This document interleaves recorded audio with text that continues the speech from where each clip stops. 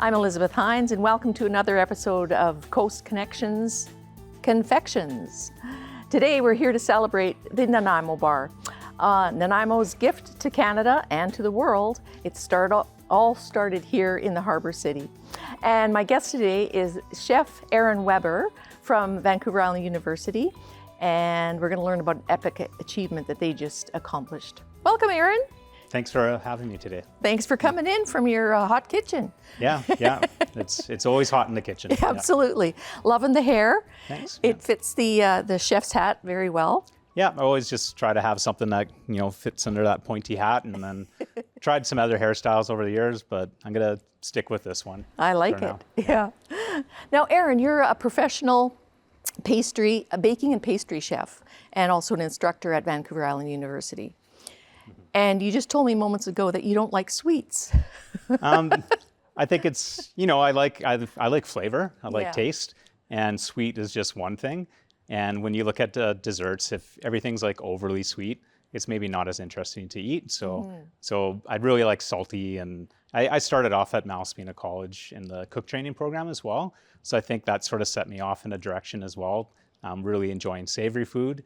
And I do like some sweets once in a while to get that sugar rush. But I think when you work with it all the time, I love making it. I love giving it to people to enjoy. But to sit down and eat a whole bunch of sweet stuff, it's maybe not my go-to thing. And that's quite something for a fella who and his crew just made the world's largest Nanaimo bar. And we'll talk a little bit more about that in a minute. I just want to talk a little bit about the history of the Nanaimo Bar, because there's not many foods that are uniquely Canadian, and the Nanaimo Bar certainly is one of those. Yeah, absolutely. If you look at Canadian cuisine, there's very, very few items that are, maybe poutine or butter tarts, and then there's the Nanaimo Bar. So that's something that's like identifiable as a food from Canada. Mm-hmm. We tend to have like such a tons of different cultures in Canada. So we have all this beautiful product and food, but there's not a lot of things that we can truly call Canadian. Yeah. So it's kind of cool in Nanaimo that we actually had something that was created here and that's recognized across the country and the world as from Nanaimo. Mm-hmm.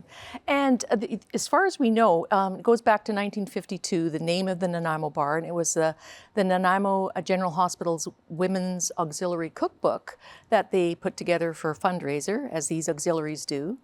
And the recipe was in there, and that's sort of where it was named. And then the Vancouver Sun, the Edith Adams column with the cooks there, and Edith Adams was sort of the name of the cook. There was many different cooks who held that title, but it became more widespread through Edith Adams. And then when we welcomed the world to Expo 86, it sort of took off then and got more global exposure. Yeah, absolutely. There's some interesting history where there's some lore that maybe it came from England or it came from some different parts of the country, but there's nothing that's that, to my knowledge, that we've seen that's like factual, that it's come from somewhere else. So besides that cookbook in 1952. So that's, I think, where the story starts for the Nanaimo Bar. There's probably some backstory to it as well. But there probably is, and the coal miners probably have had some stories to share about that too. And the bar itself, the recipe, is the one that I use to bake these Nanaimo bars for the show, and I'm going to have you sample one at some point. No pressure having a professional chef sample my wares. I don't make these often, but I did use her recipe, Judy Hardcastle. That was the original recipe, and that's the one that's printed on the tea towels that you see here in Nanaimo. So that recipe, we invited Joyce to the event, so it was fantastic to have her. She won a contest in 1986 in Nanaimo with, I guess it was a variation of the Nanaimo Bar recipe. Because if you do look at the original one, there is a difference in her recipe compared to the original. And it's you used almonds, right? I did, the base, yeah. Yes. So the original recipe has walnuts in it. So that's a recipe we've always used at the school that has the walnuts. It's very close to Joyce's recipe. Her recipe is fantastic, but there is a little bit of debate, as there is with some of these things. Is it almonds or walnuts? I actually had a few people contact me and said, you put walnuts in it, right? That's the original recipe. And I'm like, okay, yeah, we'll make sure we put walnuts in it. To make it ultra Canadian, did you use maple syrup at all in your recipe? No maple syrup. Yeah, it's already sweet enough, so I don't think we need to add any more. Now, this recipe was used when you and your crew made the world's, at the time, largest Nanaimo bar. Mm-hmm. So tell me, Chef Aron, what that ingredient list looked like for an 1,100 pound, well, I used to have long Nanaimo bar. Yeah, I used to have it memorized, but it's been a few months since we made it. But what goes into that? Just in butter alone, we used 277 pounds of butter, Wow. 47 pounds of sugar, 47 pounds of cocoa powder, 45 pounds of eggs, 171 pounds of graham cracker crumbs, and chopped walnuts, 47 pounds, 63 pounds of coconut, 201 pounds of confectioner's sugar, 25 pounds of custard powder, 30 pounds of whipped cream, and 150 pounds of chocolate. So Wow. yeah, big quantities. Big quantities. Mm-hmm. And how many people were part of the cooking team that day? So leading up to the event, the baking and pastry arts students helped produce like the mise en place and get everything ready so we can put it together on the day of. But the day of the event, we had some alumni come back and help out, and some people from industries. So I think we had about 45 bakers and chefs putting that behemoth together on the day of. And Aron, how was this idea conceived that you would do this, make this huge bar? What was the motivation? Yeah, it was actually an idea of students a few years back in our first run of our Bake Diploma program. So we were just brainstorming some ideas on how to celebrate maybe a new bakery or to bring some attention to your business. And we just looked up the world's record for the largest Nanaimo bar, and it was held in Ontario. So it kind of lit the fire for us to try to do that in Nanaimo and bring that record home. So it's pretty cool. Like the whole idea of this was actually something that students came up with. So love it. And where did you actually make this? Up at the VIU campus? Yes, it was in the kitchens there. Yeah, the production was done in the bakery, and we did the event in the Windsor Plywood Discovery Trade Center. So very good. And how many people, public, came out to help and experiment and devour? Yeah, we started losing count. So we weren't sure what the turnout would be for that day because it was the May long weekend, and the weather was kind of questionable. It was raining quite hard just before the event started. But we started losing count to over 3,000 people, and we think there was over 4,000 people there that day. Most people I knew that they told me later, like they drove by and kept driving because it was just too busy and everything looked pretty packed. So it was well attended. We cut up probably I think 4,200 pieces of Nanaimo bar, and the event was to go to about 2 p.m. At 1:30, we didn't have any left. So.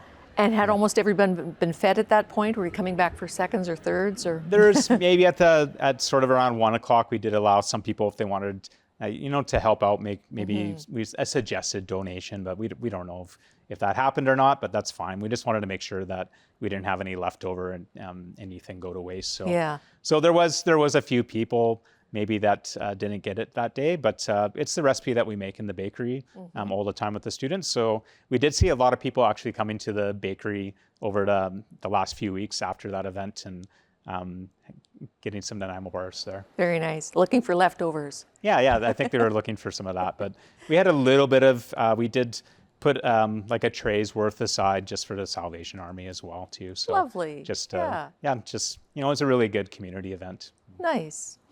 And did anything, like how many hours did it take to make the 1,100 pounder, the 70-foot long one? We started production on Tuesday. It was, I don't know, we could have made it faster maybe, but the students did an amazing job. So a few days of production. Putting it together, we started at 8 o'clock in the morning and just transported over the product and started getting all the custard on there and the chocolate. So by 11 o'clock, that's when it was open for the public. People can come in and view it, and then at around 12 o'clock is when we cut that Nanaimo Bar up. Fantastic. Anything that you do differently? Anything you learned from that day in terms of making something this huge that you might change up? It went really well. It's something that we do as chefs, like we're planners, and that's what we do all the time in industry. And it was a good event for showing our students how to plan for something this large. My one regret is we should have made some sandwiches or something for our student volunteers. I felt bad about that because they were getting pretty hangry at the end, and they worked so hard that day too. So that's probably the one thing, is like we should have had a little bit of snacks for the volunteers. But we got them some T-shirts and some other swag, but food would have been a good one, I think. Yeah, especially, in a chef school. Yeah, absolutely, yeah. So that was my one regret on the day, I think. Speaking of swag, we have to point out your Nanaimo Bar socks, Aron. They're very cool. Yeah. And they look like they might have come from the Nanaimo Bar Trail. Have you been on the Nanaimo Bar Trail? I have not. I've been to some of the businesses, but I haven't done the whole trail, no. It's not a physical trail, but Tourism Nanaimo, on their website, anybody can go on there, and there's probably 40 to 50 different places in Nanaimo that you can drop into and experience the Nanaimo Bar in various forms and tastes and products. In fact, we have some of them here. We've got Nanaimo Bar tea. And after you've finished eating a Nanaimo Bar, you can wash your hands with a Nanaimo Bar soap. The soap's pretty cool. Yeah, that is pretty cool. And there's a Nanaimo Bar fudge, Nanaimo Bar lollipop. There's so many varieties of Nanaimo Bars all around town. There's, maple syrup ones. There's even a smoked one. Smoke and George's has a smoked Nanaimo Bar. Okay, that makes sense. Yeah. And folks, there really is a Nanaimo Bar. And they serve Nanaimo Bar martinis. And I think Vancouver Island Brewing has a Nanaimo Bar porter beer as well. That sounds good on a hot day like this. It does, doesn't it? Yeah.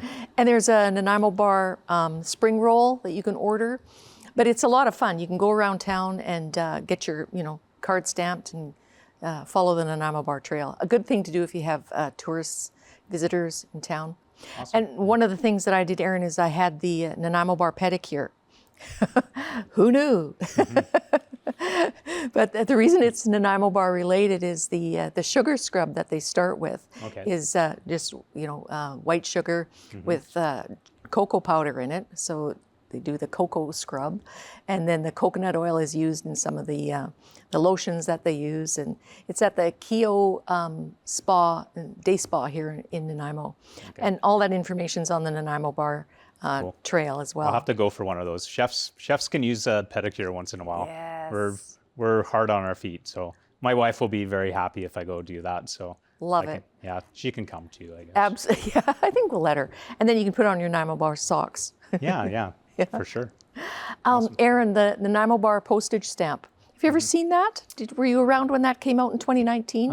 I wasn't around. I've heard some of the controversy about the proportion of the picture that was used in the stamp. So yeah. So I know there's a bit of controversy that it doesn't really represent a true Nanaimo bar. So it's interesting when you start talking to people about like something that is iconic or from whatever culture's food.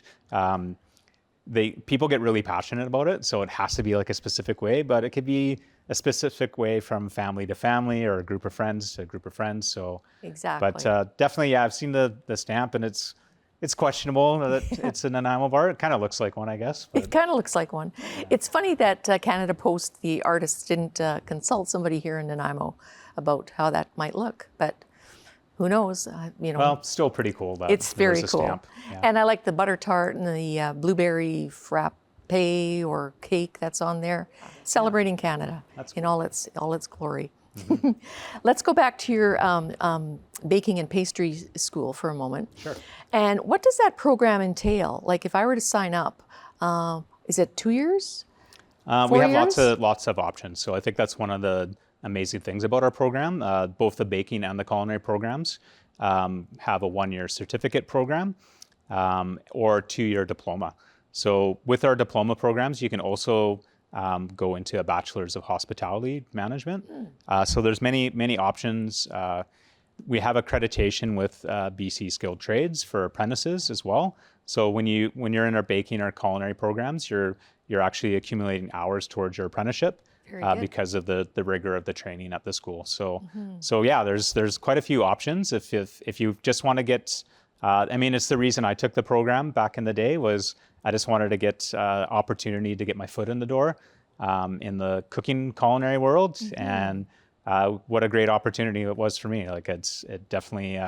I wasn't sure what I was going to do when I went into the program. I thought I'd maybe just flip some burgers and travel a little bit, but there's so many different chefs that have similar stories to myself in the program, and you just you get this huge network of all those chefs, and there's so many different opportunities and pathways for students.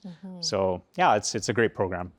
Baking and culinary are amazing. Yeah. And travel you did after your training. Tell us some of the countries that you worked in. So I was lucky to work for Fairmont Hotels and Resorts, and at the time Canadian Pacific, I should say. Started off at the Empress in Victoria and did my apprenticeship there. I worked in Jasper Park Lodge in Alberta. I worked in Bermuda at the Fairmont Southampton. Opened up a hotel in Mexico. So that was a really cool experience from going into a kitchen that was kind of under construction. And ordering, all the equipment and working in a country where I didn't speak Spanish. Spanish has gotten marginally better over the years, but that was a great experience. I was executive pastry chef at the Fairmont in Washington, D.C. So that was amazing. I think that was, it's hard to say which one was my favorite, but that was a really great opportunity for me in D.C. So I have lots of fond memories of there. And Hawaii, yeah, so Hawaii was my last stop in industry, and then I kind of got homesick for Canada, so came back. Very nice. And now you're the chair of the program there and the instructor as well. So you really have come full circle. Yeah. It's nice to share a little bit of my story, and there's a couple other instructors that are alumni of the program as well. So they've gone out and done their thing, and other instructors have also worked internationally too. So it helps inspire students. To see the possibilities that, whatever they want to do it's achievable. Yeah. And working in these iconic hotels and in Washington, D.C., were you ever cooking for any notable celebrities or politicians, perhaps? Yeah, a few over the years. You don't really know all the time who you're cooking for as a chef in the back. The last time Queen Elizabeth came to Canada at the Empress, I was able to make her dessert. So that was a pretty interesting experience. I didn't see her, I didn't get to meet her or anything, but I had 2 food inspectors watching me the whole time make the dessert for a couple of days. That's just the policy when you're cooking for royalty. Aron, I'm sure there's a few other ones over the years, but that one always is a highlight. What dessert did you create for Queen Elizabeth? It wasn't my creation. It was the pastry chef's creation, but I was the one that made it at the time. But I'm trying to remember actually what we made. I think it was a mango curd and cassis curd with a crunchy feuilletine hazelnut base, something like that, white chocolate mousse. We made like this beautiful crown on top of it too. So it was pretty elegant and elaborate. I hope she enjoyed it. Yeah. So what a privilege. Yeah. How unique. Yeah. So you definitely, when you work in the hotels, the big hotels and resorts, you get some pretty cool opportunities like that every once in a while. That's wonderful. Now, just going back to your world's largest Nanaimo bar, that was recently challenged, and our friends in Sudbury, Ontario, the Gorman family, who run she's a chocolatier there, a fudge factory, I think they have. 5 of her children just surpassed that record. They made a 1,200-foot long one. How do you feel about that? It was nice to have the record for a little bit, and quite honestly, the day of the event and the outcomes that we hope for that event, it was such a great community event, and we had tons of fun doing it. They had the Guinness record for the world's largest Nanaimo bar, so I think once they caught wind that we were doing it, they started immediately planning to surpass it, and they're proud of it, and they did it for charity too, and their kids did it, so good for them. It's a little bit bigger, but it's it'd be nice, like I said, it'd be nice to have it for a little bit longer, but everything was for a good cause. So exactly. So I'm happy for them. And theirs was built by 5 12-year-olds. So shout out to the kids. I mean, that's awesome. And the money that they raised went to youth charities. So that's very cool. Yeah, so it was all for a good cause too. Exactly. So, and it brought attention to the Nanaimo Bar. So we're happy to have that. Absolutely. Yeah, for sure. But maybe they want to make the world's biggest Sudbury cookie or something next time. Yeah. It's, I don't know. Yeah, there might be some other things out there that they can make, but it's an interesting thing when you're going for something like the world's largest, and it can be easily surpassed like at any time. So, but it's kind of like the planning and execution of it. It's like such a great experience for everybody. So I'm sure those kids had a good time doing it. I'm sure they did. And yours was also certified by the Canadian... the Baking Association of Canada and the Culinary Federation of Canada. So you're locked into their record books there. Yeah, for sure. Yeah. Aron, all your years in the kitchen, have you ever had, any epic fails that you'd care to share? Nothing that I would say that a guest ever knew about. Like there's always again, like with the amount of planning that we do, there's always opportunity where you have time to fix things if you need to. I can think of a couple of times. Once was a wedding cake. It was put up for display in the room and all set for the wedding. And just some of the banquet porters were moving around just some room dividers or something, and one fell on the cake. So that was a bit of an emergency to take that cake into the back. But we were able to just repair it, just all hands on deck, put it together as fast as we could. So nobody knew there was anything wrong, and that wasn't a problem, but could have been awful for the bride and groom that day. Yeah. Another time, I was making a showpiece for a charity event, and it was probably about 3 or 4 feet tall. And it was after a long day of work, doing my regular job and then doing the showpiece. And I had a storage room, and I was taking it to the storage room myself and my sous chef.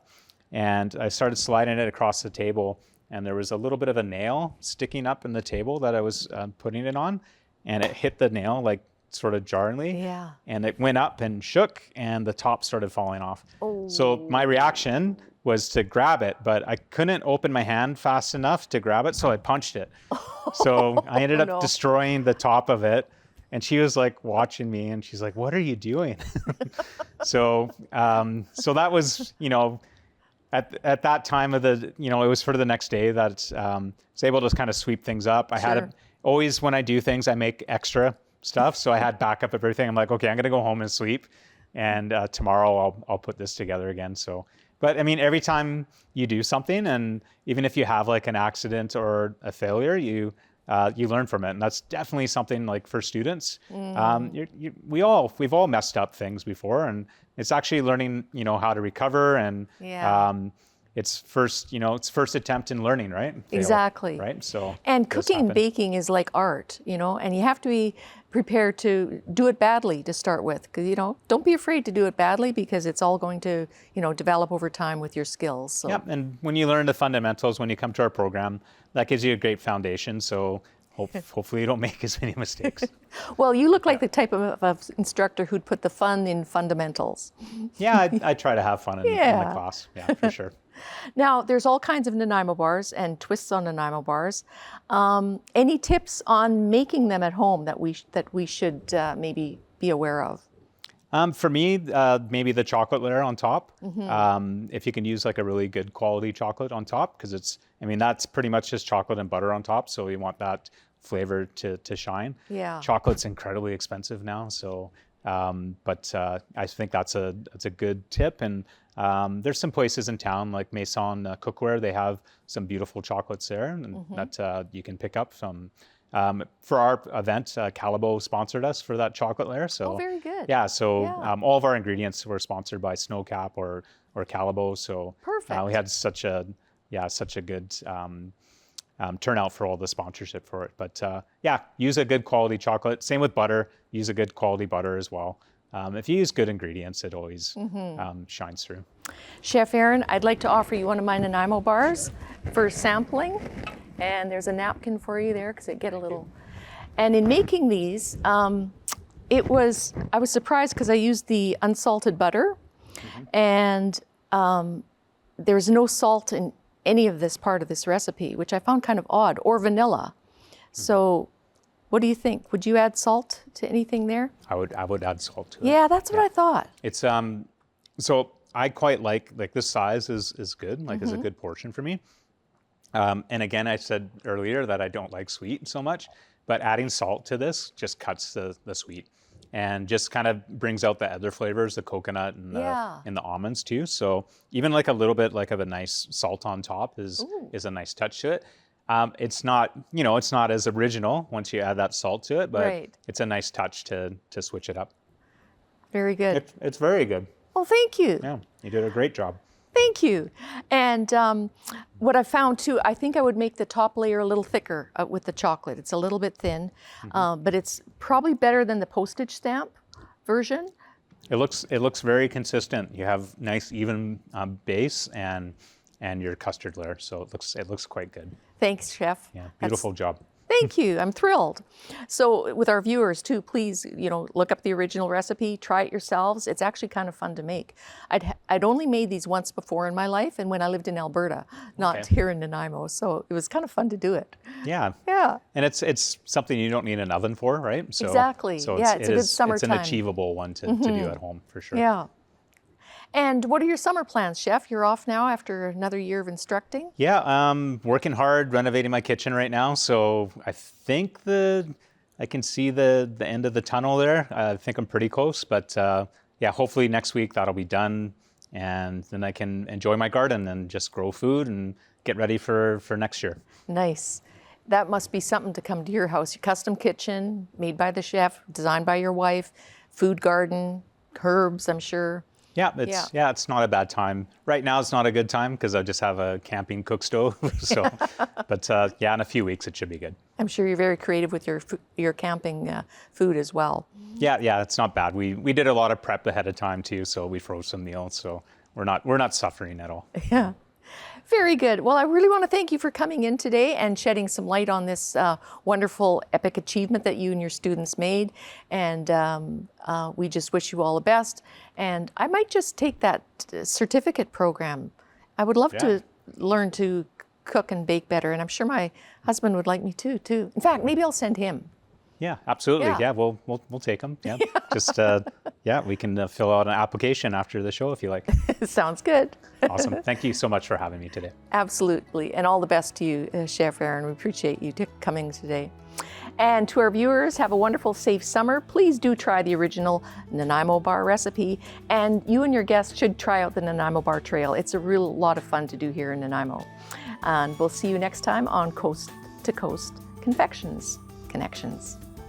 See you later.